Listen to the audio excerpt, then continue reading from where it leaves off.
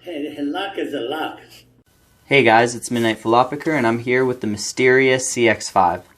Let me start by saying there's a lot of things that I don't know about this lock, but what I do know is a little bit confusing, so I'll do the best that I can to explain it. And if you know a lot about this lock yourself, then please feel free to chime into the comments below and correct me on any mistakes or fill in any of the gaps on the information that I don't know. I'd appreciate it very much. The first part's pretty straightforward. The lock was originally patented in 1999 and then later manufactured in 2003 out of Korea.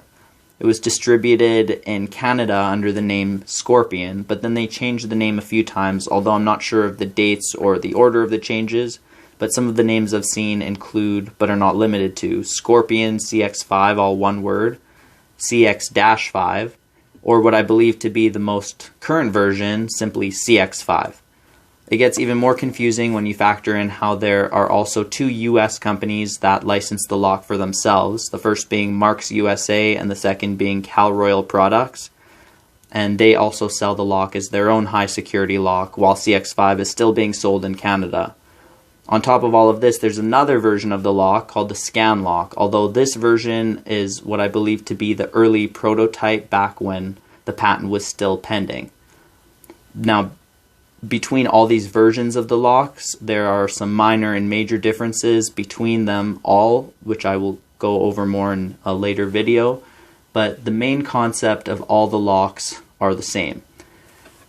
There are two locking mechanisms, the first being 5 to 7 pins that have security driver pins, all gin spools except for the scan lock, which are all standard pins. But on all of the later versions, they're all gin spools with matched countermilling in the plug, and we have a sidebar with 4 to 5 springless sliders that interact with this groove in the key. When the groove in the key lifts them all to the correct height, then it will allow the sidebar to retract, allowing the plug to turn. There are false gates in these sliders, but those false gates rarely ever come into play and are not effective at all. So let's see what it's like to actually pick this lock. The first stage I find in my lock is to get all of the gins into the milling and then trying to pop them out of it. Now I'll start by pushing all of these sliders downwards and then zoom in a little bit closer here.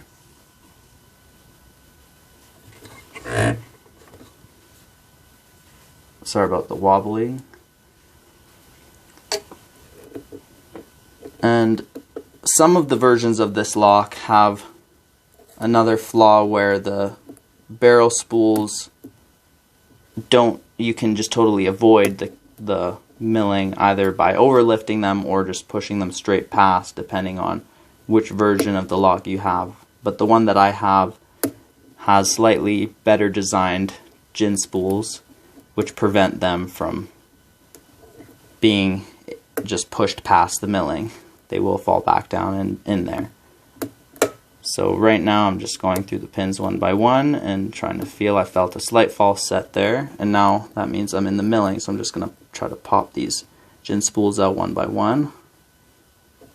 I'm on 6 right now. We got a little click. I think I popped that out of the milling. 5.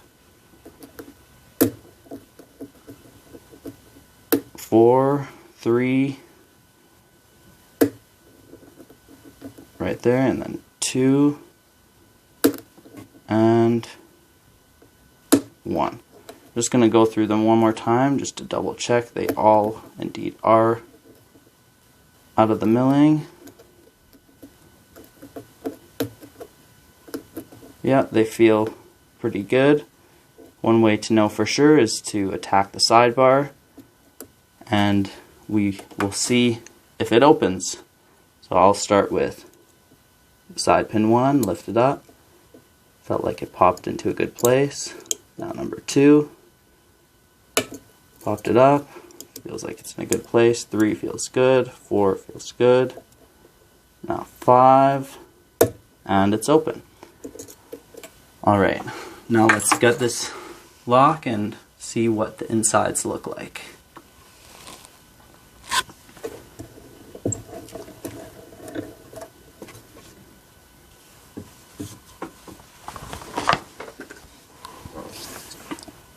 Now with this version of the lock, I can actually remove the screws from the back.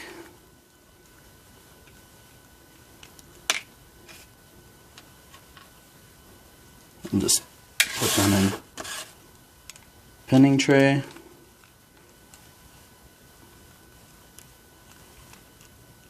And then take the tailpiece out. You can use the key, rotate the plug, and now we will get our follower.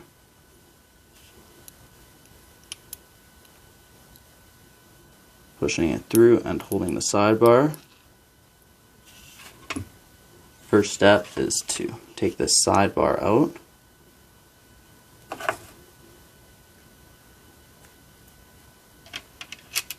And the springs, little sidebar springs, just try to pull them out manually. One and come on, there we go, two. Now we'll take out our key pins. So we'll turn it around here. It's the right way. 1, 2, 3,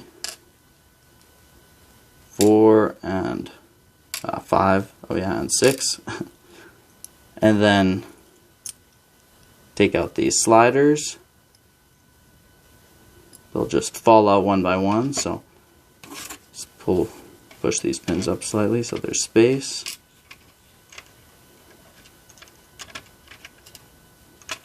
And just turning them all the right way so they're facing correct position. Now getting the sliders out. 1, 2, 3,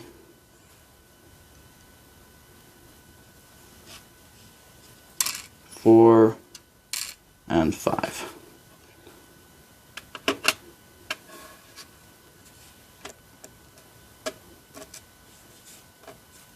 Now for the driver pins.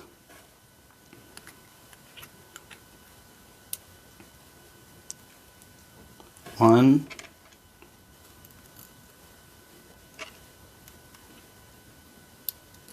two,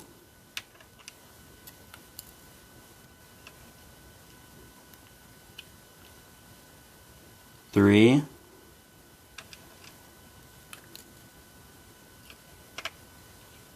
going to the other side,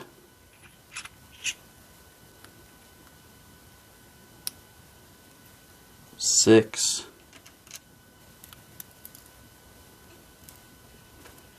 and the little spring got caught up. They're trading spots. 5, and 4.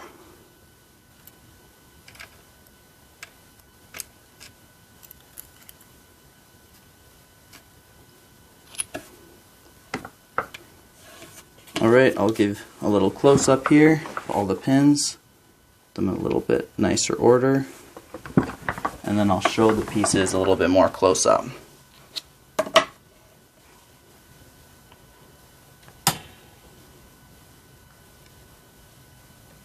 Alright, so we have our 6 gin spool pins, and we have standard key pins.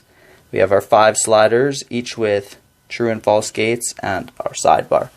Now, showing the actual plug, you can see the counter milling, those undercuts inside each slot there. Examining these gin spools,